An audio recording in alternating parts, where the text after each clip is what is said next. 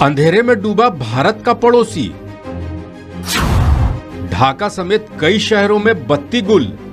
बांग्लादेश में power cut से लोग परेशान हैं। आए दिन बिजली गायब रहने से लोगों को काफी परेशानी का सामना करना पड़ रहा है। एक बार फिर मंगलवार को पूरे देश में ब्लैकआउट हो गया। अली साहब के पाकिस्तान प्रेशर नहीं ले पाता sir.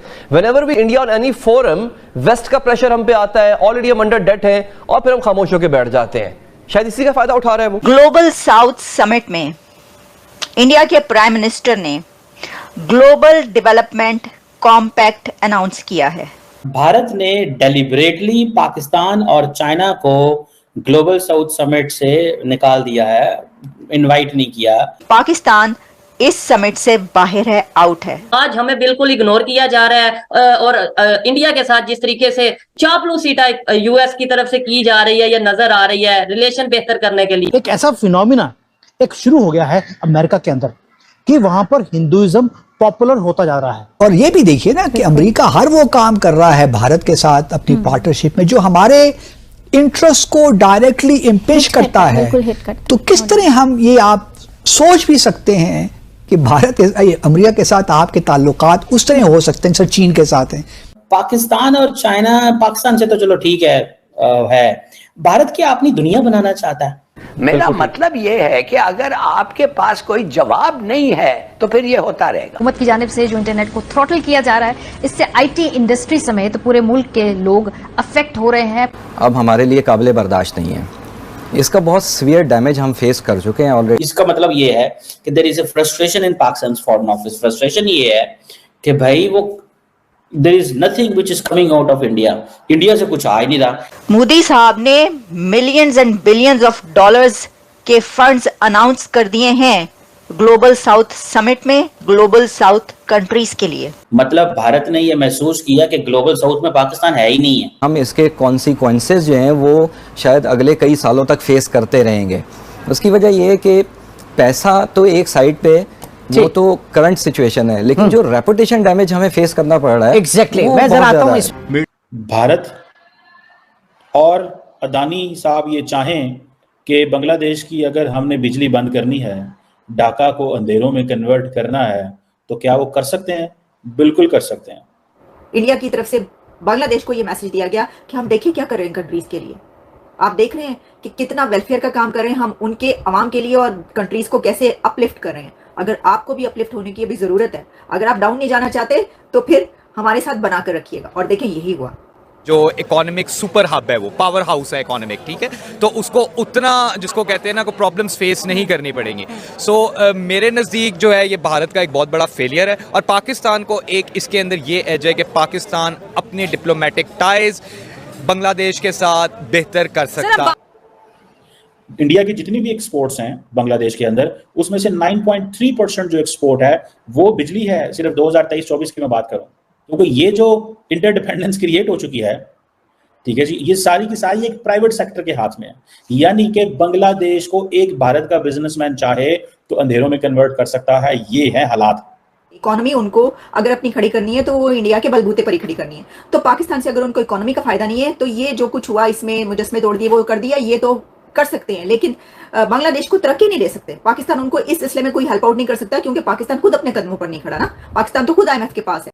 Hello friends, welcome to our channel. जैसा कि आपने वीडियो में देखा, भारत अडानी द्वारा पूरे बांग्लादेश को इलेक्ट्रिसिटी प्रोवाइड करता है, वो भी बहुत ही सस्ते दाम में। एग्जाम्पल के लिए समझें तो अडानी 3.5 रुपीज़ में पर यूनिट के हिसाब से बांग्लादेश को बिजली बेच रहा है, बट अगर वही बिजली वो इंडिया में देते तो लगभग 5 रुपये पर यूनिट के हिसाब से कमाते। पर एहसान मानने के बदले बांग्लादेशी लोग उसी बिजली को यूज़ करके अपने सोशल मीडिया पर भारत के खिलाफ ही प्रोपेगेंडा करते हैं। वहीं दूसरी ओर भारत ने ग्लोबल साउथ समिट में चाइना पाकिस्तान को साइडलाइन करते हुए उनको इनवाइट तक नहीं किया और ग्लोबल साउथ समिट में वो बिलियंस ऑफ डॉलर्स इन्वेस्ट कर रहा है, जिससे पाकिस्तान को बहुत मिर्ची लग रही है। आपका इस पर क्या विचार है? आप हमें वीडियो पर कमेंट्स करके बता सकते हैं। वीडियो को लाइक करें, चैनल सब्सक्राइब करें और बेल आइकन प्रेस करना मत भूलिएगा। चलिए वीडियो में आगे चलते हैं। और ये बड़े ही अफसोस की बात है और बहुत दुख की बात है, पाकिस्तान के अवाम को जिस चीज की सबसे ज्यादा जरूरत है वो ये ग्लोबल डेवलपमेंट कॉम्पैक्ट है, जो आज इंडिया के प्राइम मिनिस्टर नरेंद्र मोदी साहब ने ग्लोबल साउथ समिट में अनाउंस किया है। वो सब needy countries global south summit की इस समिट में मौजूद थे, लेकिन एक ऐसा कंट्री जो बहुत नीडी है, जिसको बहुत जरूरत है, जिसके मासिस को, जिसकी आवाम को, जिसकी पब्लिक को इन सब चीजों की जरूरत है, लेकिन वो उसके अंदर मौजूद नहीं था। अब ये किसकी गलती है? पाकिस्तान की तरफ से कहा गया कि तिजारत नहीं करें, पर आपको भारत ने कहा कि वो तिजारत करना चाहता है। ये जो बड़े बोल आप बोल रहे हैं वो इसलिए बोल रहे हैं कि ट्रेड की आपको जरूरत नहीं है। जो अथॉरिटीज हैं, जो मिनिस्टर्स हैं, जो गवर्नमेंट है, ट्रेड की जरूरत है इस वक्त पाकिस्तान की आवाम को, मासिस को, पब्लिक को, गरीबों को। इसलिए मुंह उठा के आप बड़े फखर से कह रहे हैं हम ट्रेड नहीं करते इंडिया के साथ। क्यों नहीं करते आप ट्रेड? आपके लोगों को जरूरत है। तो इस बात को इंडोर्स करना और इसकी तारीफ करना, this is not acceptable. Bharat ने डेलिबरेटली पाकिस्तान और चाइना को ग्लोबल साउथ समिट से निकाल दिया है, इनवाइट नहीं किया। पाकिस्तान और चाइना, पाकिस्तान से तो चलो ठीक है, भारत क्या अपनी दुनिया बनाना चाहता है?